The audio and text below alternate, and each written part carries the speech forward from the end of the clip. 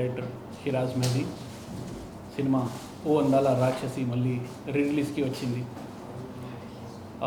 అయితే కొన్ని ఇబ్బందులు పడుతున్నాను. అందు గురించి మన మీడియా మిత్రులు సపోర్ట్ అడిగాను. ఈరోజు ఏంటంటే థియేటర్స్ మాకు ఇస్తారని చెప్పేసి మళ్ళా కన్ఫర్మ్ అయ్యాక కూడా క్యాన్సిల్ చేయడం జరుగుతుంది. దానివల్ల చాలా ఇబ్బందులు పడుతున్నాను. అయితే ఇంతకు ముందు కూడా నేను దీని గురించి చాలా చేశాను. మళ్ళీ రిలీజ్కి తీసుకురావడం ఒక సినిమాని చాలా కష్టంగా ఉంటుంది, అది కూడా ఈ పరిస్థితుల్లో.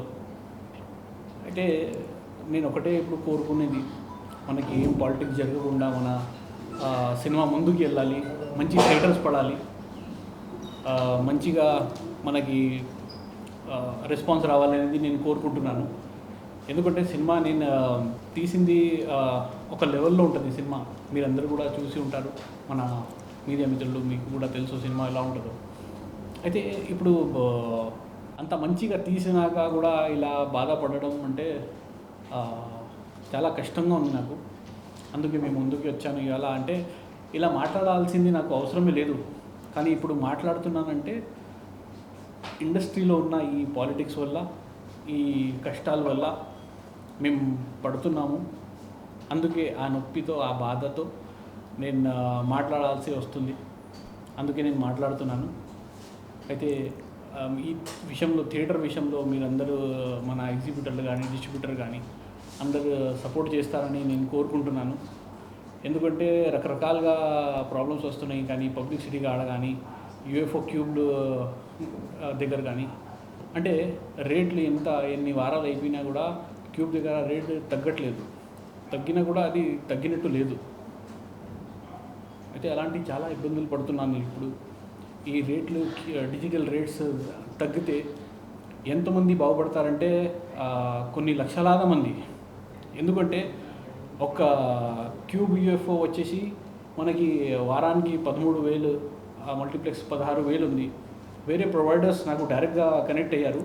ఇప్పుడు వాళ్ళేమో ఒక జస్ట్ 2,000కే నాకు ఇస్తా అన్నారు. కేవలం 2,000కి మనకి వారానికి థియేటర్కి ఇస్తా అన్నారు. అయితే ఇక్కడ 14,000 ఇంకా మిగులుతుంది. ఒక్క థియేటర్ కంటే మనకి 4,000, 5,000 థియేటర్స్ ఉన్నాయి. అందులో మీరు ఆలోచించండి ఎంత మిగులుతుంది, మన ఇండస్ట్రీకి ఎంత మిగులుతుంది. అది మనకే వస్తుంది, మనకి పనికి వస్తుంది అది ఆ డబ్బులు. కానీ ఇప్పుడు అంతంత డబ్బులు తీసుకున్నా కూడా ఆ ప్రొడ్యూసర్లు, ఆ ఓనర్స్, క్యూబ్ యూఎఫ్ఓ ఓనర్స్ మన ఇండస్ట్రీకి ఏది చేయటం లేదు. వాళ్ళు చేయాలి అనేది నేను కోరుకుంటున్నాను. కనీసం రేట్లైనా తగ్గించాలి. వాళ్ళు ఏది చేయకపోయినా పర్లేదు, కానీ మనకి రేట్లు తగ్గించేసి కొంచెం మనకు సపోర్ట్ చేస్తే చాలామంది లైఫ్ మారిపోతుంది. ఇక్కడ ఆ డబ్బుతో నేను చెప్తున్నాను కదా, ఒక ప్రొడ్యూసర్ కానీ, ఒక డిస్ట్రిబ్యూటర్ కానీ ఇప్పుడు ప్రజెంట్ పడుతున్న బాధ ఆ రేట్లకి, అది అందరికీ ఒక ప్లస్ అవుతుంది, చాలా ప్లస్ అవుతుంది. అందువల్ల జీవితాలు మారుతాయి. ఇంకా ఒక సినిమా తీయడానికి అవకాశం ఉంటుంది. అలాగే ఓ అందాల రాక్షసి సినిమా గురించి మాట్లాడితే, ఈ సినిమాలో ముఖ్యంగా చేసింది మన హీరోయిన్ విహాన్షి హెగ్డే, కృతి వర్మ. ఒక స్పెషల్గా క్యారెక్టర్ చేసింది మా నేహా దేశపాండే. అందరూ బాగా చేశారు. విహాన్షి అయితే చాలా బాగా చేసింది అమ్మాయి. సినిమా చాలా బాగుంటుంది, ఎక్సలెంట్గా ఉంటుంది. మీరందరూ ప్రతి ఒక్కళ్ళు ఆ యాక్టింగ్ని ఫీల్ చేయొచ్చు, అంతా బాగుంటుంది. నేహా అయితే ఒక ఒరిజినాలిటీగా, ఒక ఒరిజినల్ క్యారెక్టర్ లాగా మొత్తం సినిమాని అది చేసింది. ఆ తర్వాత మన తమ్మారెడ్డి భరద్వాజ్ గారు, ఆయన ఒక పెద్ద ప్రొడ్యూసర్, డైరెక్టర్. ఆయన ఫస్ట్ టైం లైఫ్లో ఒక సినిమాలో ఆయన క్యారెక్టర్ చేయడం జరిగింది. అది కూడా ఈ సినిమా ఓ అందాల రాక్షసి. అయితే ఆయన చేశారంటే ఒక అర్థం ఉంటుంది ఒక సినిమాకి. అయితే ఈ సినిమా స్క్రిప్ట్ ఆయనకి బాగా నచ్చి ఆయన చేశారు. అయితే ఆయనకి కూడా నేను చాలా థ్యాంక్స్ చెప్పాలి. అలాగే మన సుమన్ తల్వార్ గారు, ఆయన హీరో పెద్ద, కానీ ఆయన కూడా చేశారు. అనంత్ బాబు గారు చేశారు, ప్రియా చేసింది. అయితే అందరూ కలిసి ఒక మంచి సినిమా చేశాము. అంటే షూటింగ్ పార్ట్లో కానీ, పోస్ట్ ప్రొడక్షన్లో కానీ ఏ ఇబ్బంది పడకుండా నాకు ఒక బ్యాక్ సపోర్ట్ ఇచ్చింది మా భాషాశ్రీ గారు. ఆయనకి స్పెషల్గా నేను థ్యాంక్స్ చెప్పాలి. ఆ తర్వాత మా ప్రొడ్యూసర్, ఒక మంచి సినిమా తీసినా కూడా ఇవాళ కూడా ప్రొడ్యూసర్ బాధపడుతున్నారు. ఎందుకంటే అనుకునేది జరగలేదు. అది కనీసం ఈసారైనా జరుగుతుందని కోరుకుంటున్నాను. ఈ సినిమా వచ్చేసి ఒక అమ్మాయిలకి ఒక ధైర్యం ఇస్తుంది. ఇంకా ఏ అమ్మాయికి మోసం జరగొద్దు అని ఒక మెసేజ్ ఇస్తుంది. ఇంకా అందరు పిల్లలకి ఒక జాగ్రత్తగా ఎలా ఉండాలి మన జీవితంలో అనేది ఒక జాగ్రత్త నేర్పిస్తుంది. అంటే ఒక మంచి మెసేజ్ సినిమాతో పాటు ఒక కంటెంట్ ఉన్న సినిమా. అంటే ప్రజెంట్ మన అందరికీ ఒక సినిమా కావాలి అంటే ఒక 2 hours 15 minutes సినిమా, అది కూడా 1 minute కూడా మనకి బోర్ కొట్టకుండా ఇంట్రెస్టింగ్గా వెళ్ళాలంటే చాలా కష్టం ఈ మధ్య కాలంలో. అది కూడా థియేటర్లో కూర్చోబెట్టాలంటే చాలా కష్టం. అయితే ఈ సినిమా మీకు ఆ ఫీల్ ఇస్తుంది. ఇందులో మీకు పైసా వసూల్ గ్యారంటీ, అంత బాగుంటుంది సినిమా. అంటే నేను తీశాను కాబట్టి నేను అనట్లేదు, కానీ నా జీవితంలో ఇది 5వ సినిమా. నేను ఏ సినిమా ప్రెస్ మీట్లో కూడా కానీ ఎప్పుడు కానీ ఇది ఇలా ఉంటుంది ఎంత బాగుంటుంది అని ఎప్పుడు చెప్పలేదు. ఎందుకంటే ఇది నా పర్సనల్ అనుభవం. నేను చాలా బాగా చేశాను. అది నా మొదటి సినిమా శాలిని తర్వాత. అంటే ఇప్పుడు ఉన్న నా జీవితంలో KS100 శాలిని తర్వాత తీశానంటే ఇదే ఆ సినిమా, ఓ అందాల రాక్షసి. ఇంకా ఓ అందాల రాక్షసి సినిమా లాంటి సినిమా నేను ఇంకొకటి తీయను నాకు తెలీదు. రేపొద్దున ఇండస్ట్రీ మానేస్తాను నాకు తెలీదు. కానీ ఈ సినిమా ఒక మంచి సినిమా. ఒక మంచి సినిమాకి ఎప్పుడైనా మంచి రెస్పాన్స్ రావాలి. మంచి రెస్పాన్స్ రావాలంటే మంచి థియేటర్స్ పడాలి, మంచి పబ్లిసిటీ అవ్వాలి. మన మీడియా మిత్రులతో కూడా నేను కోరుకుంటున్నాను, అంటే రిక్వెస్ట్ చేస్తున్నాను, మీరందరూ నాకు సపోర్ట్ చేయండి, ఈ సినిమాకి ముందుకు తీసుకెళ్ళండి. ఎందుకు ఇంత నేను ప్రత్యేకంగా ఎంత చేస్తున్నానంటే దానికి అర్థం ఉంది. ఒక డైరెక్టర్ ఆయన చెప్పు తీసుకుని ఒక్కసారి కొట్టంగానే ఈ మన తెలుగు ఛాంబర్ నుంచి కాల్ వెళ్ళింది, వెంటనే ఆయనకి సపోర్ట్ ఇచ్చారు, వెంటనే ఆయనకి థియేటర్స్ పెంచేశారు. కానీ నేను చేయలేను. నేను చెప్పు తీసుకొని నన్ను కొట్టుకోవడం అలాంటి కాంట్రవర్సీలు వద్దు నాకు. నేను ఉన్నది నా బాధ నేను చెప్పుకుంటున్నాను. నేను ఎవరి మీద నేను కాంట్రవర్సీ చేయట్లేదు. ఎవరిది నా పేరు తీసుకొని కానీ ఎవరికైనా నేను ఏది అనట్లేదు. ఇది ఒక నొప్పి. అంటే ఇంత బాగా చేసిన తర్వాత కూడా ముందుకి రాలేకపోతున్నాను. ఎందుకు? నా తప్పేముంది? అంటే సినిమా అనేది జీవితం అనుకుంటున్నానా, అదే తప్ప? లేకపోతే ఇక్కడ ఉండడం, ఈ ఇండస్ట్రీలో ఉండడం నా తప్ప? తప్పు చేస్తున్నానా? ఏం చేస్తున్నా? అంటే నా ప్రాబ్లం ఎక్కడ వస్తుంది అనేది తెలియట్లేదు. అలాగే నాలాగా చాలామంది సఫర్ అవుతున్నారు ఈ మధ్యకాలం. అంటే వాళ్ళు కూడా సఫర్ అవ్వకూడదు. అందరినీ సపోర్ట్ చేయాలి మన ఇండస్ట్రీ అనేది నేను కోరుకుంటున్నాను. ఇంకా కొత్త వాళ్ళు బయట నుంచి, ఢిల్లీ, ముంబై, నార్త్ నుంచి, ఎక్కడెక్కడి నుంచి వచ్చి మన ఇండస్ట్రీలో చేస్తారు. ఎంతమందిని మనం వాళ్ళని వామ్ వెల్కమ్ చేస్తాం.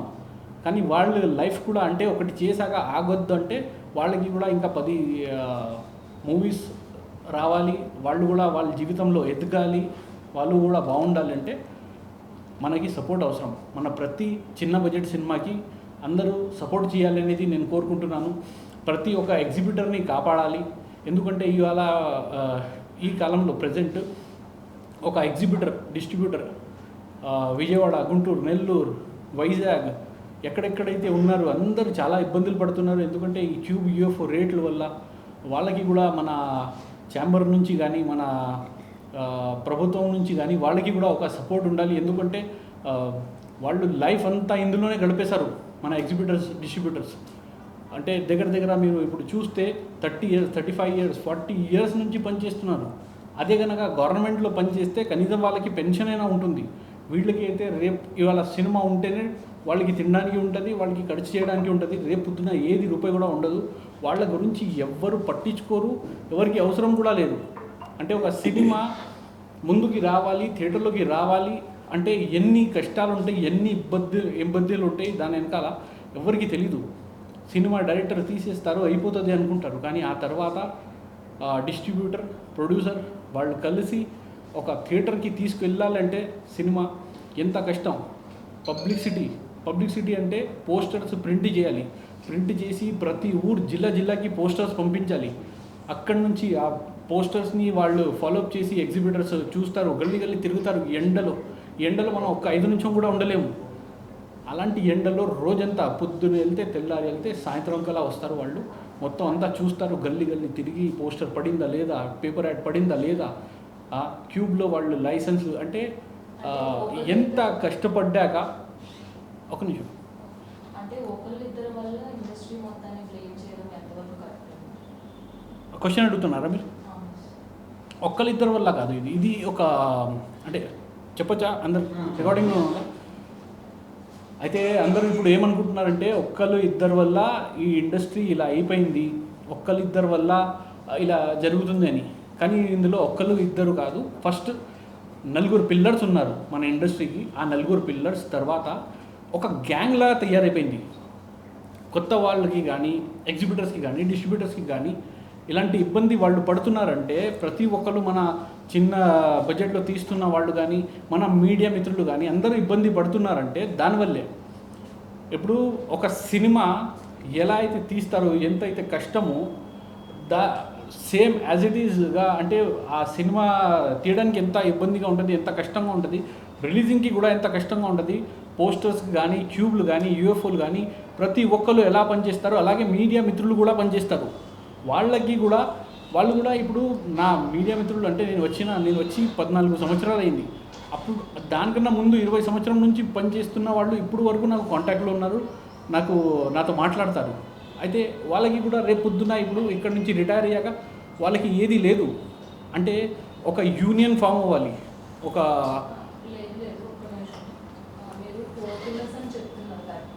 వినిపించట్లేదు మేడం, కొంచెం గట్టిగా చెప్పరా?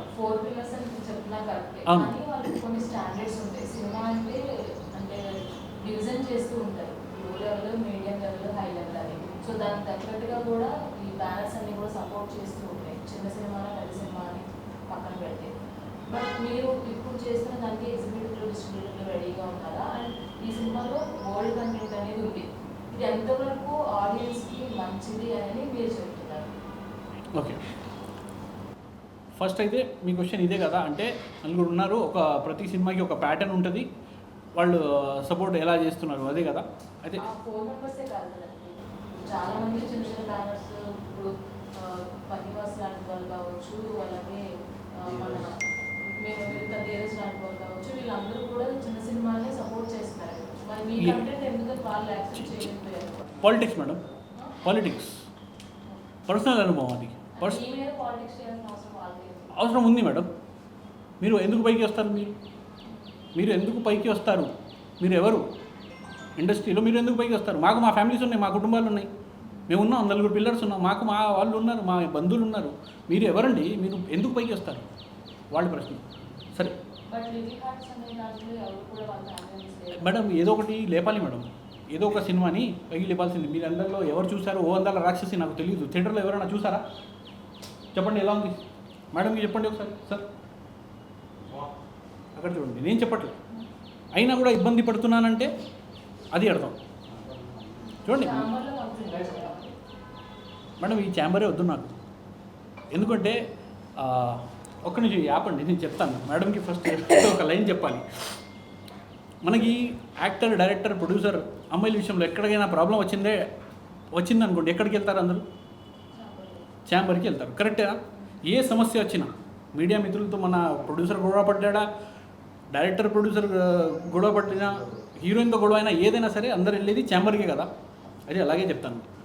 ఆడియో కంపెనీకి పెట్టాను, ఆడియో కంపెనీ వాళ్ళతో నేను కూర్చునే ఉన్నాను, ఛాంబర్ నుంచి కాల్ వచ్చింది, ఆ సినిమా తీసుకోకు. ఎవరికి చెప్పాలి ఈ బాధ? చెప్తా ఒక నిమిషం. కాల్ వచ్చింది, ఆడు చెప్తున్నా, అన్న నేను చేయలేనన్నా, సారీ అన్న. పాపం ఏదో అనుకుని స్పీకర్ పెట్టేసి మాట్లాడేశాడు.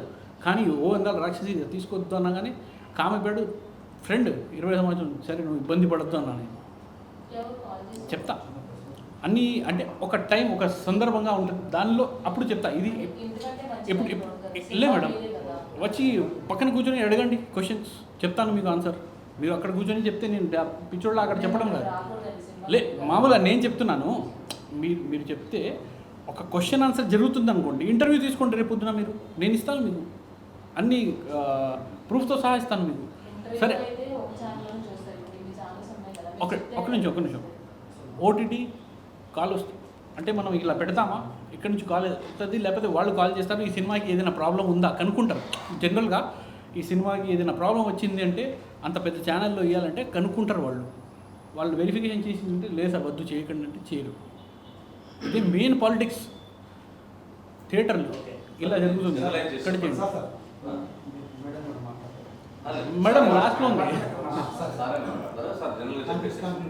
ఓకే లే మేడం ఇంకా లే మీ క్వశ్చన్ మళ్ళీ మర్చిపోయాము పెట్టుకుందామా సూపర్ పెట్టండి మేడం నేను ఇప్పుడు నిజంగా చెప్తున్నా ఏది కాంట్రవర్సీ చేయడానికి రాలే మేడం జస్ట్ నా బాధ నేను చెప్పుకుంటున్నాను అంతే యా యా అదే సార్ అయితే మన మీడియా మిత్రులైనా మన ఎగ్జిబ్యూటర్స్ అయినా డిస్ట్రిబ్యూటర్స్ అయినా అందరికీ అంటే ఎన్ని సంవత్సరాలుగా పనిచేసినప్పుడు వాళ్ళకి ఒక గుర్తింపు ఉండాలి రేపొద్దున వాళ్ళు చెప్పుకుంటారు మేము ఈ హీరోతో కలిసాం ఆ హీరోతో కలిసాం సెల్ఫీ తీసామని చూపించుకుంటారు కానీ అది లైఫ్ కాదు సార్ రేపు పొద్దున వాళ్ళకి కూడా ఏదో ఒకటి ఉండాలంటే ఇక్కడ ఇండస్ట్రీ నిలబడాలి ఇండస్ట్రీ గురించి ఎవరికి క్లియారిటీలో తెలీదు నేను నిజంగా చెప్తున్నాను ఇప్పుడు క్యూబ్ యూఎఫ్ఓ గురించి నేను మాట్లాడితే అందరికీ అంటే ఎక్కలేదు అది నేను వారానికి ఇంత ఉంటుంది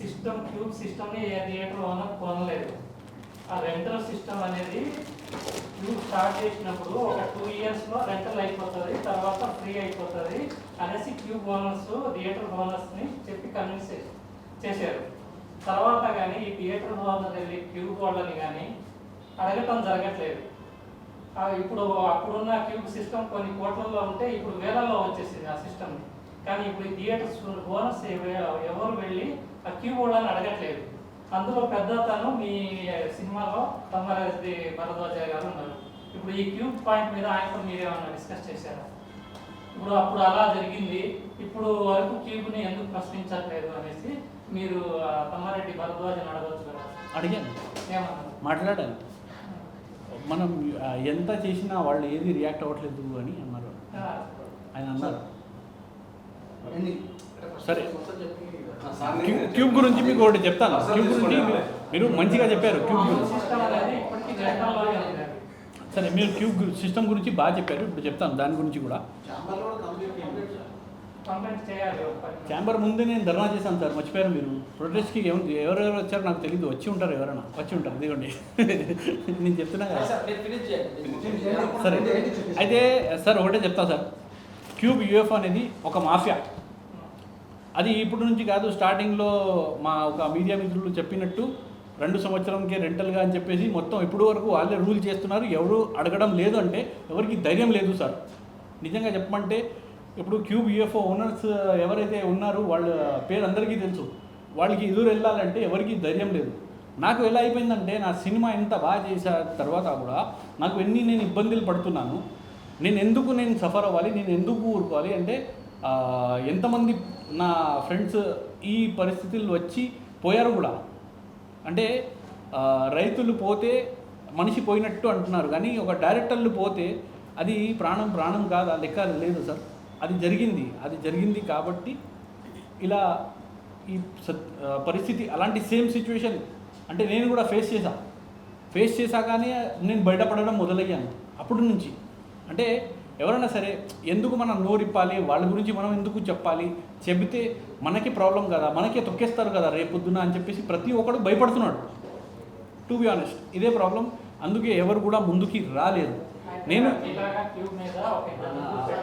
వీళ్ళందరూ కలవట్లేదు ఇక్కడ మెయిన్ ప్రాబ్లం పెడుతున్నారు క్యూబ్ సిస్టమ్ మీద రెంట్ తగ్గియాలనేసి ఎప్పటి నుంచి సార్ నేను ఎప్పటి నుంచి పెడతాను 2016 నుంచి చేస్తున్నా సార్ నేను నిర్హార దీక్ష చేశాను అప్పుడు నుంచి ఇప్పటి వరకు చేస్తున్నా 10 సంవత్సరాలు అయింది తెలుసా మీకు సార్ గతంలో కేసీఆర్ ప్రభుత్వం ఇప్పుడు రేవంత్ రెడ్డి ప్రభుత్వం చిన్న సినిమాల గురించి మేము ప్రయత్నం చేస్తాం చిన్న సినిమాలను తీసుకొస్తామని తెలియజేశారు మొన్న అది వాళ్ళ దృష్టికి తీసుకెళ్ళారా సార్ అంత మాట వరుసకి సార్ అంత మాట వరుసకి మీరు ఇక్కడే కూర్చుంటే సమస్య వాళ్ళ దానికి వెళ్ళదేమో కదా సార్ నేను ఎక్కడ కూర్చున్నా ఈ మన మీడియా మిత్రులు ఉన్నారు ఇంత కెమెరాస్ ఉన్నాయి ఒక్క చిన్న రీల్ ఎక్కడికి వెళ్ళిపోవచ్చు ఇది ఇంటర్వ్యూ ఎక్కడికైనా వెళ్ళిందంటే ఎక్కడికైనా అడ్డంకి ఏదో వచ్చింది సార్ అయితే మీ సినిమాకి వచ్చిన అడ్డంకి ఏది అంటే మీరు ఎందుకు మిమ్మల్ని అది 1-2 కాదు సార్ చెప్పాలి సరే చెప్తా కానీ కాంట్రవర్సీ అయింది ఓకేనా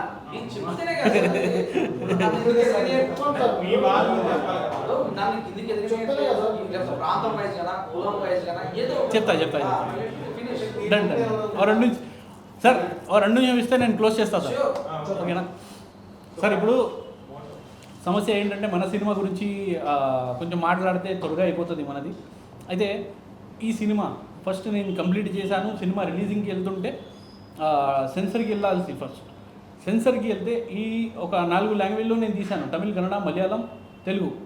అయితే కన్నడ, తెలుగు నేను సెన్సర్ పెడితే అప్పుడు ఏడీసీసీ వచ్చింది కొత్తగా. అయితే ఒక్కొక్క లాంగ్వేజ్కి నాకు 3 లక్షలు ఏడీసీసీకి అయింది. సెన్సర్ డబ్బులు పక్కనే, సెన్సర్ది 1 లక్ష వరకు ఉంటుంది, అది సైడ్లో పెట్టండి.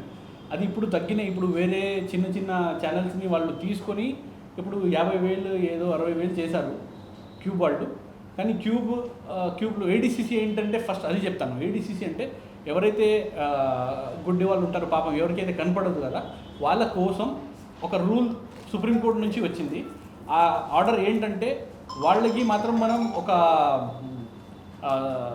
సినిమా స్టార్ట్ అయితే హీరో కారులో వచ్చాడు, దిగాడు, వెళ్ళాడు, మాట్లాడినప్పుడు కామ్ అయిపోతుంది. అంటే ఎన్ని డబ్బింగ్ చెప్పాలి, అది డబ్బింగ్. ఏడీసీసీ ఒక డబ్బింగ్, ఒక సీసీ అంటే అక్కడ టైటిల్స్ వస్తాయి. వాళ్ళు సెన్సర్ వాళ్ళే చూస్తారు పాపం. ఆ ఏడీసీసీ మన ఎవరికి కోసం అయితే తీసుకొచ్చారో వాళ్ళైతే దీని గురించి తెలియదు. ఆ రూల్ ప్రకారం ప్రతి థియేటర్లో అలా ఉన్న వాళ్ళకి ఇప్పుడు ఏ థియేటర్కి వెళ్ళినా వాళ్ళకి హెడ్ఫోన్స్ ఇవ్వాలి. ఇప్పుడు ఏడీసీసీ ఇప్పుడు ప్రతి సినిమాకి పెట్టారు ఇప్పుడు. అయితే అలా జరిగినప్పుడు ఫస్ట్ వాళ్ళకి హెడ్ఫోన్స్ ఇచ్చి వాళ్ళు మాట్లాడాలి అక్కడ. అయితే వాళ్ళు వినాలి సినిమా. అయితే ఇది ఏడీసీసీ. ఫస్ట్ ఏడీసీసీ కొంచెం క్లియర్గా అర్థమయ్యేలా చెప్పాను. ఆ తర్వాత నాకు దగ్గర 7-8 లక్షలు ఓన్లీ సెన్సర్కి అయింది. అయితే ఈ పరిస్థితుల్లో ఒక్క లాంగ్వేజ్లో తీయడమే కష్టం. 4 లాంగ్వేజ్లో తీసా అంటే సినిమా బాగుంది కాబట్టి సరే ఏదో లాంగ్వేజ్లో వెళ్తుంది. ఒక చిన్న ప్రొడ్యూసర్ పైకి ఎదగాలంటే ఒక 3-4 లాంగ్వేజ్లో వెళ్తే ఇంకా బాగా మార్కెట్ వస్తుందని చెప్పేసి. కానీ ఇప్పుడు 1 లక్షలు మన ఇది సెన్సర్ అయిపోయేది ఇప్పుడు 7-8 లక్షలు అవుతుంది. అది కూడా 2 లాంగ్వేజ్కి 2 లక్షలు అయ్యేది ఇప్పుడు 8 లక్షలు అవుతుందంటే ఏ ప్రొడ్యూసర్ ముందుకు వెళ్తాడు? ఎవడు చేయడు. సినిమాలు వేరే లాంగ్వేజ్లో చిన్న బడ్జెట్లో ఉన్న వాళ్ళు తీయడం మానేయాలి. ఇంకా చేయలేరు వాళ్ళు. అంతంత డబ్బులు ఎవరు ఖర్చు పెట్టలేడు. అందుకే ఏడీసీసీ వాళ్ళ కోసం రూల్ స్పెసిఫిక్గా నేను చెప్పుకోవచ్చు. అయితే ఫస్ట్ ఇబ్బంది ఇక్కడ పడ్డాను. ఆ తర్వాత సినిమా ఆడియో కంపెనీకి ఇచ్చాము. ఆడియో కంపెనీ వాళ్ళు ఎవరు తీసుకోలేదు. టిప్స్ కానీ, మన టీ సిరీస్ కానీ, మన సోనీ కానీ, ఆదిత్య కానీ ఎవరు తీసుకోలేదు. అప్పుడు ఏదో ఒక ఛానల్కి ఇచ్చుకోవాలి కదా, ఇచ్చాము. అక్కడి నుంచి అయితే మనకి రూపాయి కూడా రాదు. అదే సేమ్ సింగర్స్కి నేను వేరే ఛానల్, మన ఈ ఛానల్స్ వాళ్ళు తీసుకుని ఉంటే వేరే స్టార్ హీరో ఎవరైనా చేశారు అందులో అంటే కనీసం 75 లక్షల నుంచి 1 crore వరకు మినిమం వాళ్ళకి ఆడియో రైట్స్ వస్తుంది మినిమం. ఆ సేమ్ సింగర్స్కి తేడా లేదు. అయితే ఇది ఫస్ట్ పాలిటిక్స్. సెకండ్, థియేటర్స్కి వెళ్ళినప్పుడు థియేటర్స్ ఇస్తా అని చెప్పేసి మెయిన్ థియేటర్స్ ఉంటాయి, మెయిన్ సెంటర్స్. అది అక్కడ మనకి ఎగ్జిబ్యూటర్లు ఉంటారు, వాళ్ళకి కాల్ వచ్చేస్తుంది, వాళ్ళతో పాలిటిక్స్ జరుగుతుంది. చిన్నగా డమ్మిగా ఏదైనా చేయండి అంటే ఒక ఊర్లో ఒకటే షో, అది కూడా మార్నింగ్ 10:30కి 9:30కి వేస్తారు. ఆ టైంలో జనాలు వెళ్ళకపోతే ఆ షో కూడా తీసేస్తారు. ఇది పాలిటిక్స్ కాదా సార్? ఒక్క ఊర్లో కనీసం 20 థియేటర్స్ ఉన్న ఊర్లో కనీసం ఒక 5 థియేటర్స్ అయినా ఇవ్వండి, 2 షోలు ఇవ్వండి, ఒక్కొక్క షో అయినా ఇవ్వండి, కనీసం ఒక 4-5 థియేటర్స్ ఇవ్వండి అంత చిన్న ఊర్లో కూడా. అప్పుడు సినిమా నలుగురిలోకి వెళ్తుంది. కానీ ఇప్పుడు హైదరాబాద్లో కూడా పరిస్థితి ఎలా ఉందంటే మీకు మార్నింగ్ షో ఒకటి ఇచ్చారు 10 o'clockకి అంటే మెయిన్ సెంటర్ ఇక్కడ హైదరాబాద్ పంజాగుట్ట సెంటర్లో ఇస్తాడు. మిగతా టైమింగ్స్ అక్కడే మధ్యాహ్నం ఉన్న టైం ఊరి చివర, ఈ ఊరి చివర, ఆ ఊరి చివర, బోడుప్పలు, పటాన్చేరు అలాంటివి వైపిస్తే సినిమాని డమ్మి చేయడం అంటారు. అది మీ సినిమా ఎంత బాగోకపోయినా సినిమా జనాల్లోకి వెళ్ళాలంటే ఫస్ట్ థియేటర్స్ పడాలి. అయితే ఈ ఐనాక్స్, పీవీఆర్స్ వాళ్ళు థియేటర్ అస్సలు ఇవ్వడు, ఎవరి మాట వినరు వాళ్ళు. మీరు ఎంత అయినా ఏదైనా చేసుకోండి, వాళ్ళకి ఎవరిది భయమే లేదు. అంటే మన ఒక మిత్రులు అడిగారు, అంటే పాత ప్రభుత్వం కానీ ఈ ప్రభుత్వంలో కానీ చిన్న సినిమాలకి ప్రభుత్వంతో ఏదైనా ఉందంటే ఇప్పుడు ఒక్కటే మాటలో చెప్పాలంటే ఏది లేదు, వాళ్ళతో వీళ్ళకి సంబంధమే లేదు. వాళ్ళు అస్సలు పట్టించుకోరు. మాట వర్డ్స్కి చెప్తారు చిన్న బడ్జెట్ సినిమాల్ని మేము సపోర్ట్ చేస్తాం అది ఇది అని ఎవరైనా ఏదైనా మాట్లాడతారు, కానీ ఎవరు నిజంగా ఎవరు సపోర్ట్ చేయరు. అది ఒక పెద్ద సమస్య మన ఇండస్ట్రీకి. అయితే ఇప్పుడు ఎన్ని సమస్యలు పోవాలంటే ఒక మంచి సినిమా ఉన్నప్పుడు ఆ సినిమాకి కొన్ని థియేటర్స్ ఇవ్వాలి. ఆ థియేటర్లో పడ్డాక ఏదైనా టాక్ వచ్చింది మీరు కనుక్కోండి. ఓటీటీ ఛానల్స్ వాళ్ళు ఈ క్రైటీరియా ఆ క్రైటీరియా అని చెప్పి రిజెక్ట్ చేయకుండా ఆ సినిమా గురించి కనుక్కొని మీరు తీసుకోండి. శాటిలైట్ తీసుకోండి. శాటిలైట్ చేయరు. పాత ఒక స్టార్ హీరో సినిమా మీరు 1000 సార్లు చూసి ఉంటారు.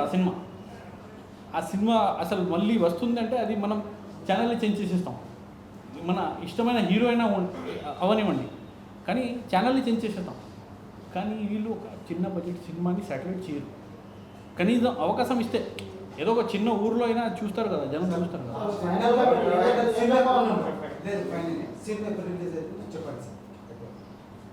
సార్ ఇప్పుడు ఓ వందల రాక్షసి సినిమా 24th రిలీజ్. సినిమా చాలా బాగుంటుంది.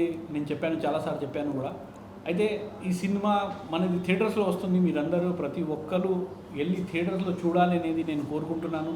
మన మీడియా మిత్రులు కానీ, మన యూట్యూబర్స్ కానీ, మన ఇన్స్టాగ్రామ్ ఇన్ఫ్లుయెన్సర్స్ కానీ ప్రతి ఒక్కరు ఈ సినిమా గురించి కనుక్కొని సినిమా చూసి ప్రమోట్ చేయండి.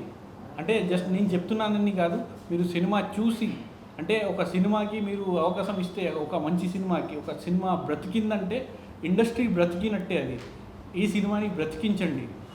అదే నేను కోరుకుంటున్నాను. ప్రతి ఒక్కరూ థియేటర్కి వెళ్ళి సినిమా చూస్తారని నేను కోరుకుంటున్నాను. అందరికీ ధన్యవాదాలు తెలియజేస్తూ థ్యాంక్ యూ అండి. हाय गाइस, अंदर को नमस्कारम. तेलुगु मुझे नहीं आता है, ओके, बट माई सेल्फ मधु. मैं भी एक एक्ट्रेस हूँ. मेरी भी एक मूवी आने वाली है, उसका नाम चेन्नई बाज़ार है. और मैं आज फ़िलहाल आई हूँ सर की मूवी को प्रमोट करने के लिए, जो री रिलीज़ कर रहे हैं. मैंने अभी रिसेंटली प्रोमो देखा. यूथ की मूवी है, बहुत अच्छी मूवी है. और मैं सबसे रिक्वेस्ट करूँगी कि जाओ थिएटर 24th को, राइट, 24th को जाइए और मूवी देखिए. और माइंड ब्लोइंग मूवी है, and I am damn sure आप सबको बहुत अच्छी लगेगी. बस एक बोलना है. Thank you so much.